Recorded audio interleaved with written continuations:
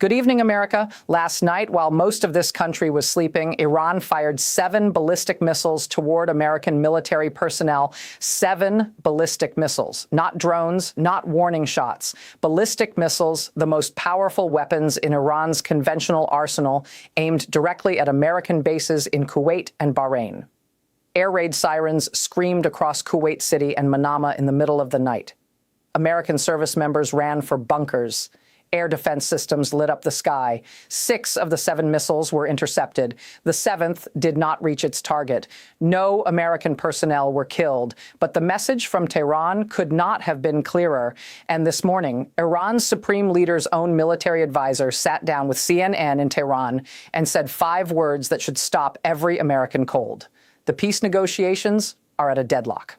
Tonight, we are going to tell you everything that happened in the last 18 hours, why it happened, what the 7 missiles mean for the peace deal, and what the man sitting next to Iran's supreme leader is telling the United States it must do if it wants this war to end. Stay with me, because this is the most dangerous night this war has produced.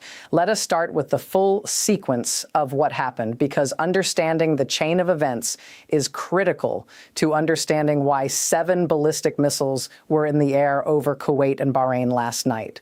It began at the Strait of Hormuz. United States Central Command said it shot down 4 Iranian one-way attack drones that were launched toward the Strait of Hormuz. These were drones targeting the strait itself, the waterway that the entire peace deal is supposed to reopen. CENTCOM described its response as a defensive action. American forces then went further.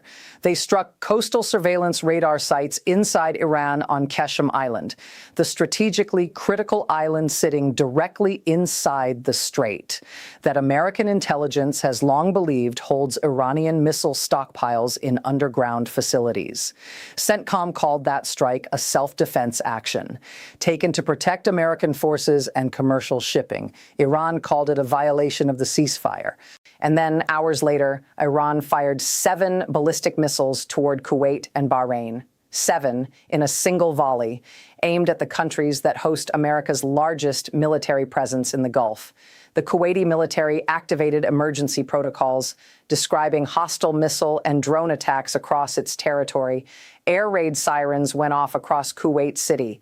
6 missiles were intercepted by air defense systems operated jointly by American and Gulf Arab forces.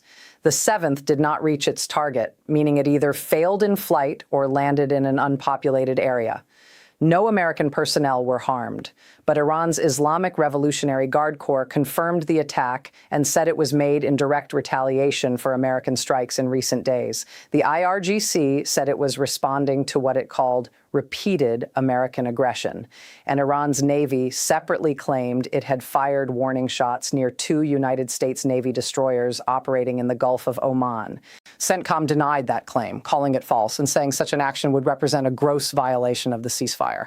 Here is what you need to understand about the scale of what Iran did last night. 7 ballistic missiles fired at 2 American allied nations in a single night is not a warning.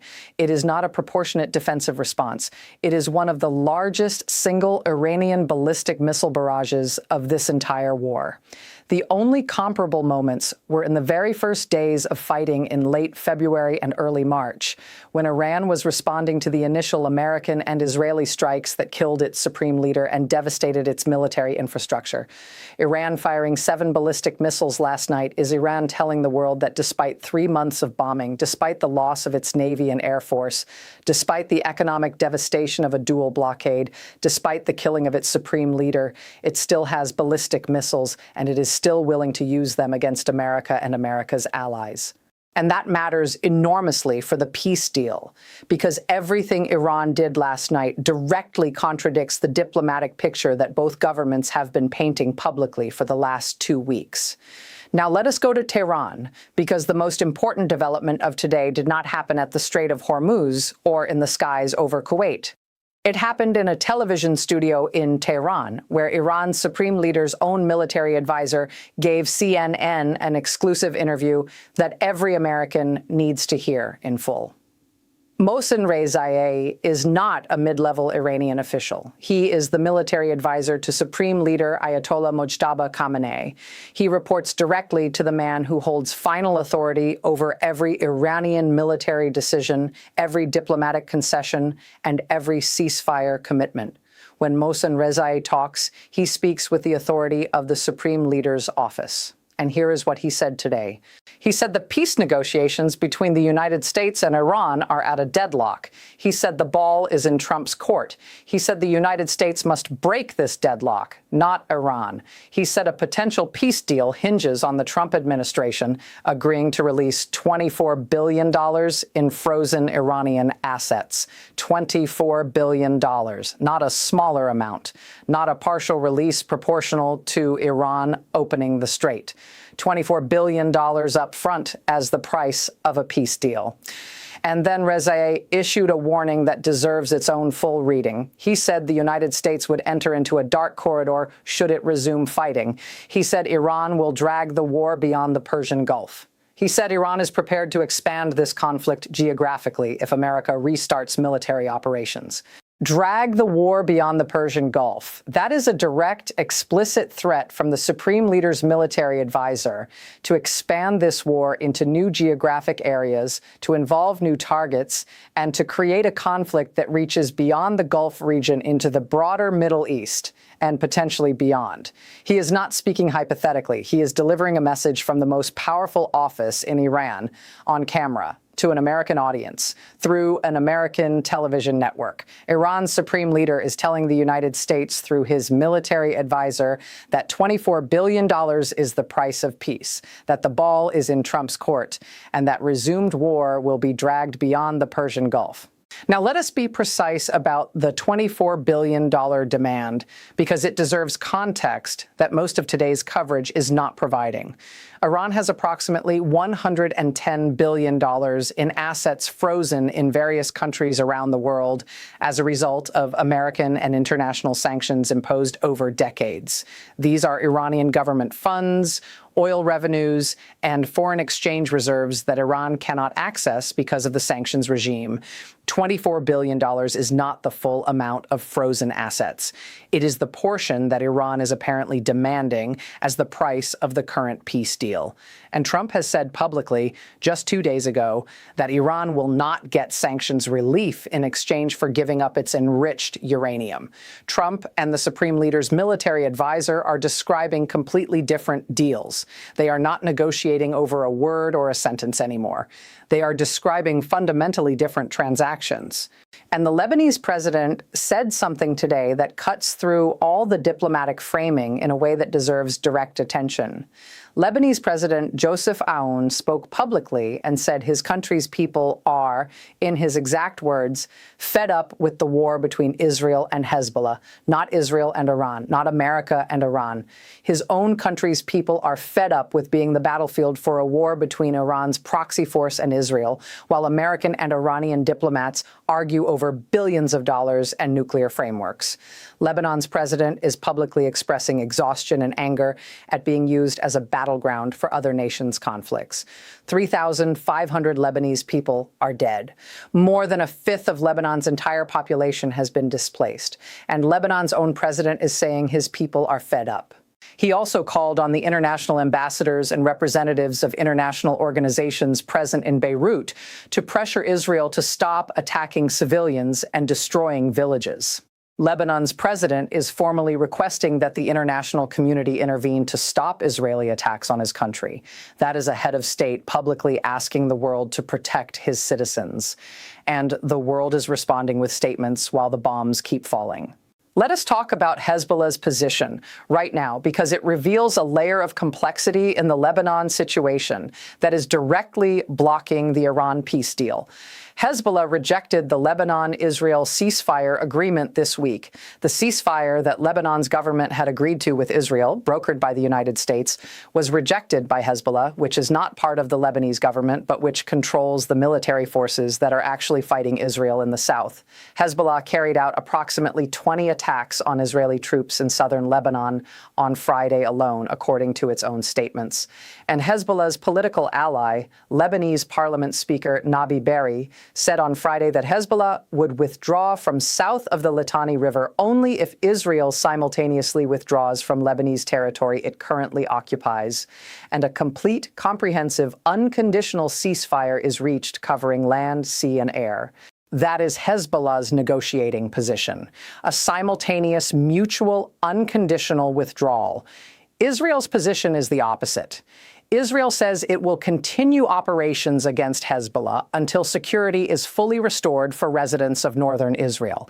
Israel has no intention of withdrawing from the territory it has seized until it is confident Hezbollah cannot use that territory to attack Israel again. Those two positions are mutually exclusive. And the Iran peace deal that America is trying to finalize requires a resolution of the Lebanon situation as a precondition for Iranian sign-off. Hezbollah's rejection of the ceasefire is not just a Lebanon problem. It is a direct obstacle to the Iran peace deal. And Hezbollah answers to Tehran.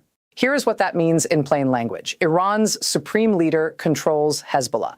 Hezbollah is rejecting the Lebanon ceasefire. Iran is simultaneously saying the peace deal with America requires a Lebanon ceasefire.